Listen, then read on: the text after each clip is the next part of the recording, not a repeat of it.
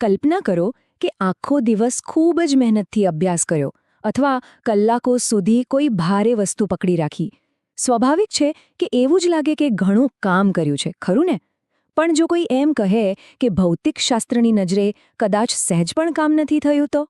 આજે આપણે કાર્ય અને ઊર્જાના આ જ ગૂંચવણને ઉકેલવાના છીએ અને એ સમજીશું કે આ સાવ સાદા લાગતા સિદ્ધાંતો આપણા આખા ગ્રહના ભવિષ્યને કેવી રીતે અસર કરી રહ્યા છે.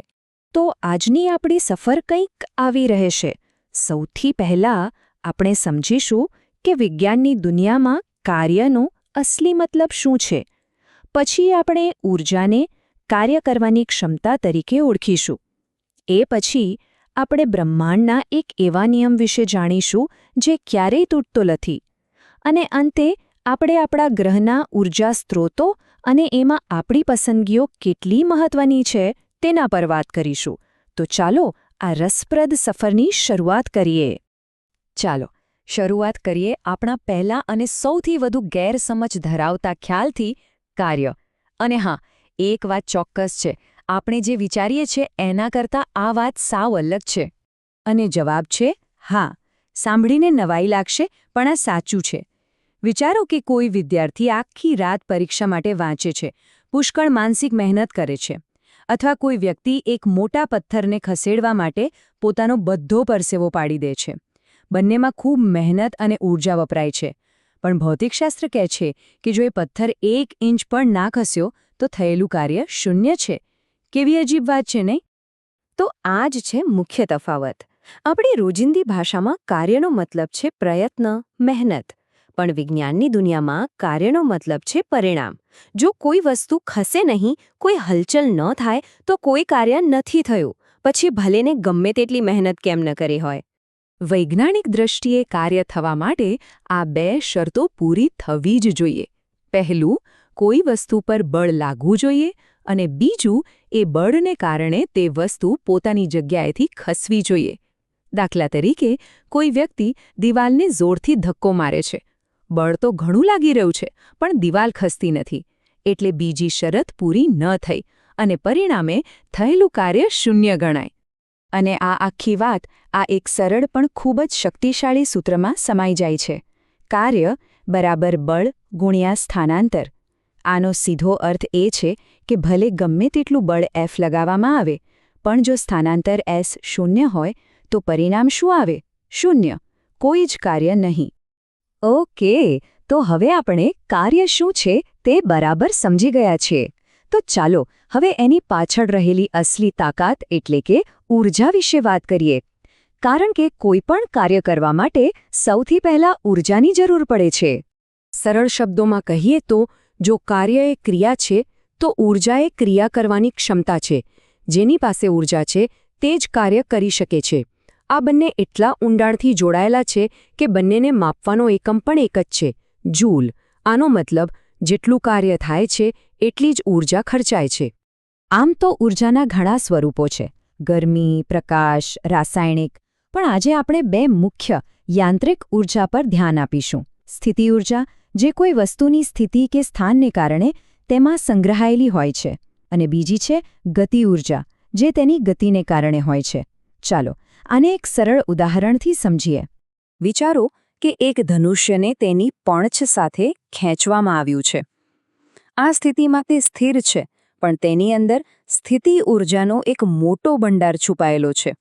તેમાં તીરને દૂર સુધી ફેંકવાની, એટલે કે કાર્ય કરવાની જબરદસ્ત ક્ષમતા છે. અને જેવી પંચ છોડવામાં આવે છે, તરત જ એ સંગ્રહાયેલી સ્થિતિ ઊર્જા ગતિ ઊર્જામાં ફેરવાઈ જાય છે. તીર ખૂબ જ ઝડપથી આગળ વધે છે. જે શક્તિ પહેલાં સ્થિર અને સંગ્રહિત હતી, તે હવે ગતિના રૂપમાં દેખાઈ રહી છે. આ ઊર્જાના રૂપાંતરણનું એક ઉત્તમ ઉદાહરણ છે. કોઈપણ ગતિ કરતી વસ્તુની ઊર્જા તેના દળ અને વેગ પર આધાર રાખે છે. પણ અહીં એક રસપ્રદ વાત છે. સૂત્ર મુજબ, જો કોઈ કારની સ્પીડ બમણી કરવામાં આવે તો તેની ગતિ ઊર્જા બમણી નહીં પણ 4 ગણી વધી જાય છે. અને આ જ કારણ છે કે વધુ સ્પીડ પર થતા અકસ્માતો આટલા ભયાનક હોય છે. હવે આપણે વ્યાખ્યાઓ અને સૂત્રોથી આગળ વધીને બ્રહ્માંડના એક એવા નિયમ તરફ જઈ રહ્યા છીએ જે ક્યારેય તૂટતો નથી. એક સનાતન સત્ય. આ એક એવો સવાલ છે જે સદીઓથી મનુષ્યના મનમાં રહ્યો છે. શું આપણે જ્યારે જોઈએ ત્યારે શૂન્યમાંથી નવી ઊર્જા પેદા કરી શકીએ? શું આપણી પાસે ઊર્જાનો કોઈ અનંત સ્ત્રોત હોઈ શકે છે? અને તેનો જવાબ છે ના. આ છે ઊર્જા સંરક્ષણનો નિયમ, જે ભૌતિકશાસ્ત્રનો પાયાનો સિદ્ધાંત છે. તે કહે છે કે ઊર્જા ક્યારેય બનાવી કે નષ્ટ કરી શકાતી નથી. તે ફક્ત એક સ્વરૂપમાંથી બીજા સ્વરૂપમાં બદલાઈ શકે છે. જેમ આપણા ધનુષ્ય તીરના ઉદાહરણમાં થયું, સ્થિતિ ઊર્જા ગતિ ઊર્જામાં ફેરવાઈ, પણ કુલ ઊર્જા તો એટલી જ રહી. તો આ મૂળભૂત નિયમને ધ્યાનમાં રાખીને ચાલો હવે મોટા ચિત્ર પર નજર કરીએ, એટલે કે આપણા ગ્રહ પર. આપણે જે રોજિંદે ઊર્જા વાપરીએ છીએ તે આખરે આવે છે ક્યાંથી અને તેની અસરો શું છે? આપણા ગ્રહ પર ઊર્જાના મુખ્યત્વે 2 પ્રકારના સ્ત્રોત છે. એક છે બિનપુનઃપ્રાપ્ય, જેવા કે કોલસો અને પેટ્રોલ, જે બનતા લાખો વર્ષો લાગે છે અને જે એક દિવસ ખતમ થઈ જશે. અને બીજી બાજુ છે પુનઃપ્રાપ્ય સ્ત્રોતો, જેમ કે સૂર્ય, પવન અને પાણી, જે કુદરતી રીતે આપણને સતત મળતા રહે છે અને જે લગભગ અનંત છે. આ સ્લાઇડ પર નજર કરીએ તો આ બંને પ્રકારની ઊર્જા વચ્ચેનો તફાવત એકદમ સ્પષ્ટ દેખાય છે. એક તરફ એવા વાહનો છે જે પેટ્રોલિયમ પર ચાલે છે, જેના સ્ત્રોત મર્યાદિત છે, અને બીજી તરફ પવનચક્કી છે, જે સ્વચ્છ અને ક્યારેય ન ખૂટે એવી પવન ઊર્જાનો ઉપયોગ કરે છે. આ 2 ચિત્રો આપણી પસંદગીની વાર્તા કહી રહ્યા છે. આ બધી ચર્ચા આપણને એક જ મહત્વપૂર્ણ સવાલ પર લાવીને ઊભી રાખે છે. તો પછી આપણે શું કરી શકીએ? આપણી ભૂમિકા શું હોવી જોઈએ? ચાલો હવે આપણી ચર્ચાના અંતિમ અને સૌથી અગત્યના ભાગ તરફ આગળ વધીએ. કારણ કે ઊર્જા બનાવી શકાતી નથી.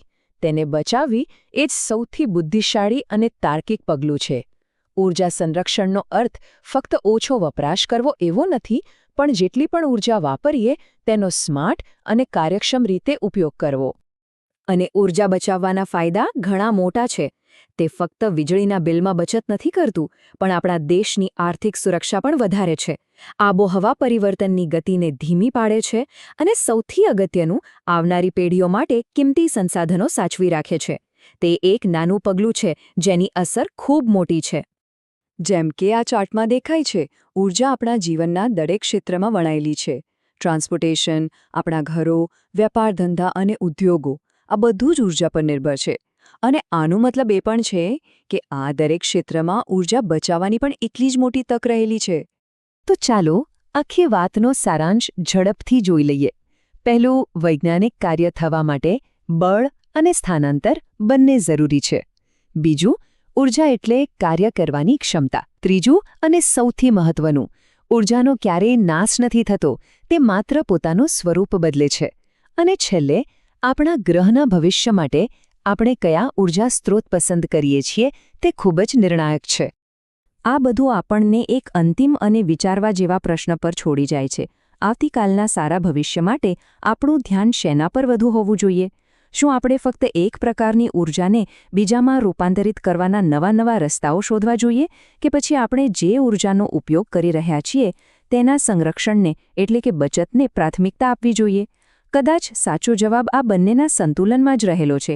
આ એક એવો સવાલ છે જેના પર આપણે સૌએ વિચારવું રહ્યું.